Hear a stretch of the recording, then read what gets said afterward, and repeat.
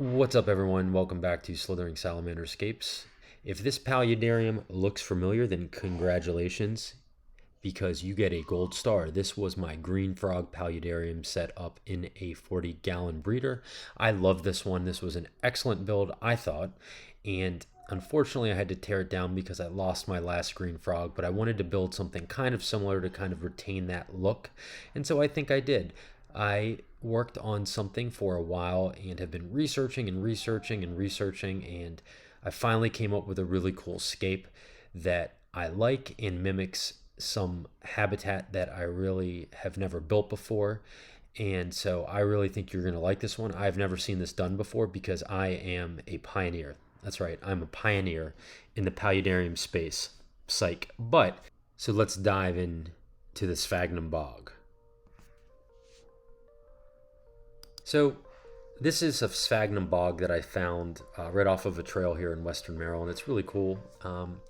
This is actually the driest part. You really need waders to get into the other part of it where there's some eroded embankments and things like that. It looks really, really cool. But anyways, I actually also have sphagnum moss that grows all over my property not too far from here in West Virginia. So I was able to harvest some of that and cultivate it over the past 6 months. And so I am going to try to replicate something that would be a little more wet than this, obviously, but let's take a look. So I've cleaned out the tank and I am using some foam board that you can buy from a Home Depot or Lowe's. I'm using a Crate Light Diffuser and I'm using GE Silicone 1, and I'm trying to build what we call structure. I am using this and I am doing this because I need structure that does not weigh a ton, and that's kind of what I'm going to be putting the primary material over for the background. And so just building up some areas here like ledges, and then I'm going to use some Great Stuff Pond and Stone, which is the black foam, and I'm going to let it dry and I'm going to carve it a little bit and just gain a little more structure. But I used a whole can here actually just to do this. But again, this is lighter and it can kind of give you a nice shape again to carve and to put things over, so that's what I'm using. And as you can see, this is what it looks like when I am done. And there's a ledge there on the right hand side, and you can see here I have a hole saw, and I am going to actually drill through because I'm going to put a net pot right there because I want to put a fern. I want a fern overhanging the bog, so let's do it. And here we are with that, and that's the net pot. Doesn't look that spectacular, but I drilled all the way through so it can drain. That's important. You don't want it to be stagnant and nasty. It needs to be able to drain. So it's going to drain right there over the water. And so I'm liking the way that looks.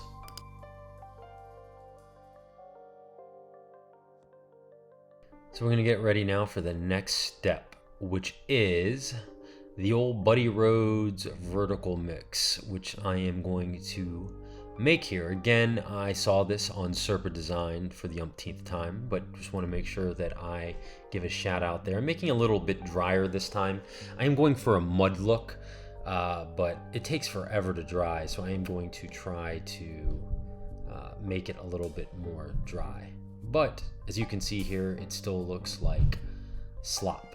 But I have to spray on the ramp in water 50-50 mix and then put all this stuff on it and then let it dry some, because otherwise you won't be able to carve it. But I am putting some wood, some driftwood in some places, and some twigs to make it look like roots and things, and putting in a whole bunch of driftwood to try to make an embankment. I'm also here using a heat gun, and I also used a paint roller to get some texture, but the heat gun unfortunately was necessary again. I think I'm putting too much water in. I think I should really put more of the vertical mix to make it a little bit drier, because this is straight up a pain, but you know, necessary evil to make sure that it doesn't take forever. And then I am just carving here using a razor blade, a brush, and some toothpicks and some other things. I used a trowel a little bit, but this is just too small of a tank to really use that. So I'm just, again, trying to make it look like an eroded bank.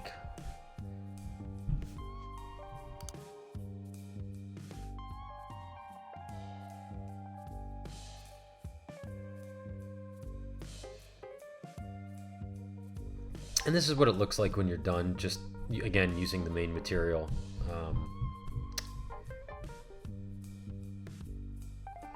It's pretty dry at this point, and so I've let it cure just so it can hold that wood and I can flip the tank back around. Otherwise that piece of wood would have fallen right out. And so I waited some time to do the next step here, which is add these glazes, which Buddy Rhodes also sells. Again, please see Serpent Design. He's got a great tutorial on this stuff, but I bought a bunch of them. And I'm just spraying them here and there and just wiping it up with a paper towel. I don't want it to be too, what's the word? Too saturated, but I'm using umber to get kind of like a muddy color, and then I'm using black in the cracks. Yep, so I think it looks pretty decent.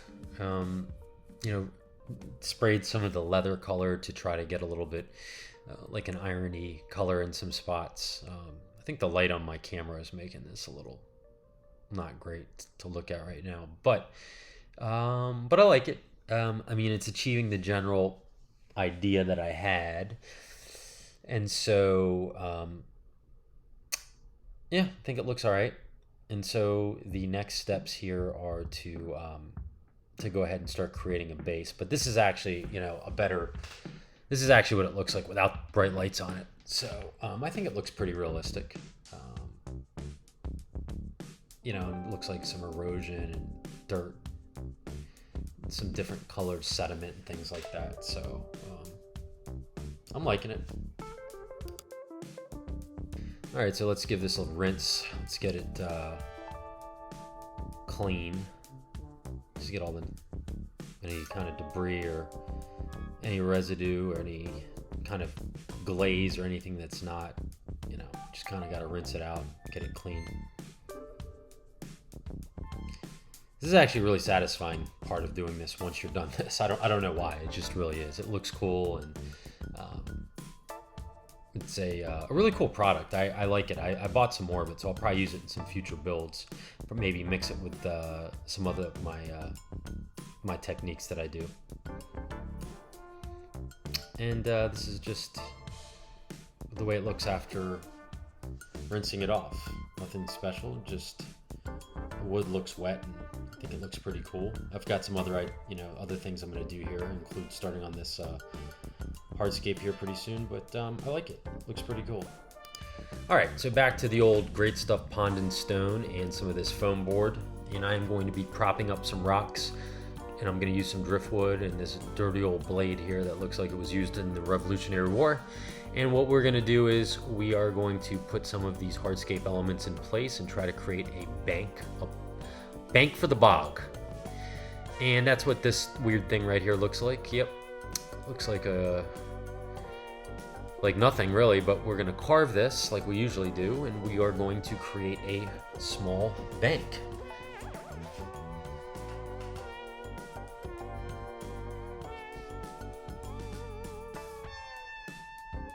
And that's what we've done. We're doing this side now with some more rocks. And these rocks are super heavy, by the way, so this thing is going to weigh a ton, which is why it goes on the bottom of my rack.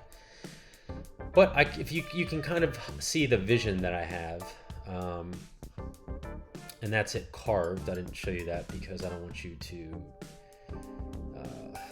be bored to death, because it's really boring watching me carve this stuff. So, but smooth here. I'm going to use the old silicone trick here shortly to put on some Reptisoil, which is a peaty based substrate, but I like it because it's darker and it lends itself well to a sphagnum bog with peat and everything. And that's G Silicone 1, and this is just some crappy little brush that came in a pack of 6 million that I bought from Home Depot, but they're nice and disposable, and I am going to paint the foam. It's just like wax on, wax off, or paint the fence.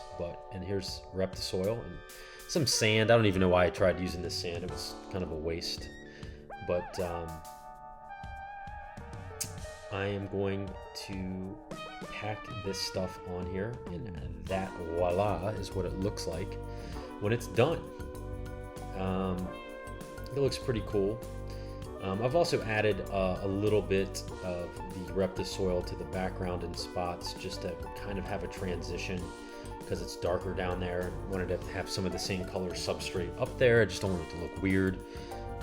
So I don't know if I really achieved that here, but that's what I was going for.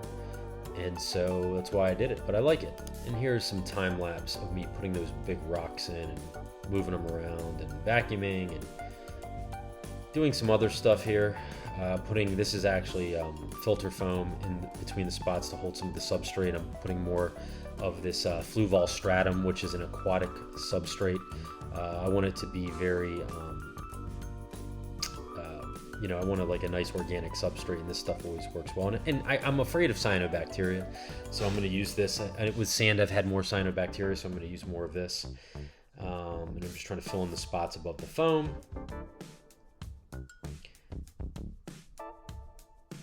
And I'm just measuring, see how high the water is going to come here. Put in some more rocks in, trying to create some structure.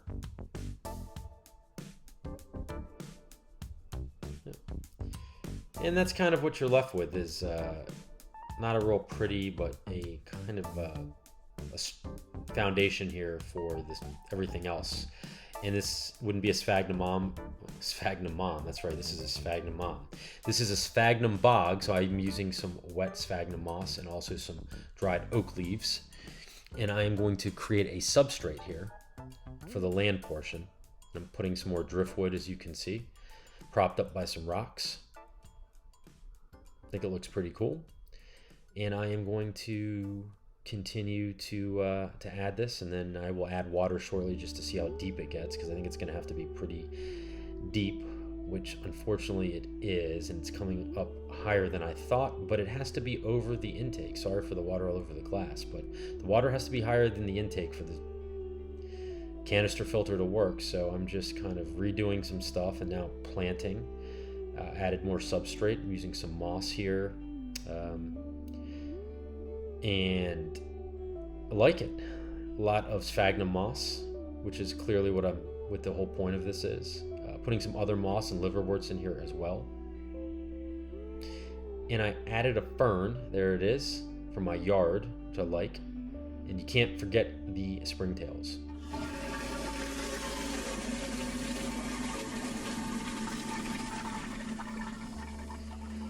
Gotta love the springtails, but they've got to seed this thing and get in there and start to make this bioactive. And you can see one little springtail right there, and it's a really bad shot, but it is there. Boiling leaves is next for the water. It's want some botanicals. Here we go. Some nice leaves here.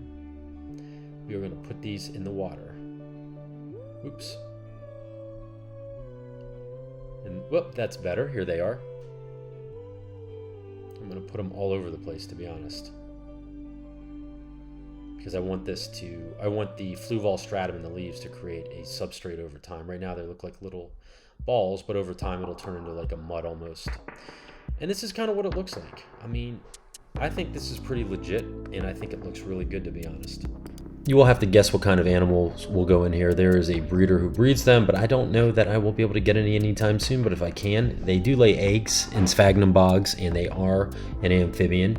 And so that is kind of the inspiration here. Plus, I really thought it was cool when I found this on a hike a while back. And so, yeah, I think that that this is a very suitable habitat for these animals. I wish I had a little more land, but there's enough they can climb if they want. But this will be something that I think will work nicely over time, and I'm gonna let it season. I'm gonna let it, as I would say, I'm gonna let this marinate for a while. Let's just let this setup marinate, and so when it is time and the animals are available, this will be an excellent habitat. And so thank you very much for tuning into this. I've never seen this one done before, so maybe this is a first, but I appreciate all the support. Like, subscribe, comment, and stay tuned for more builds. Thank you.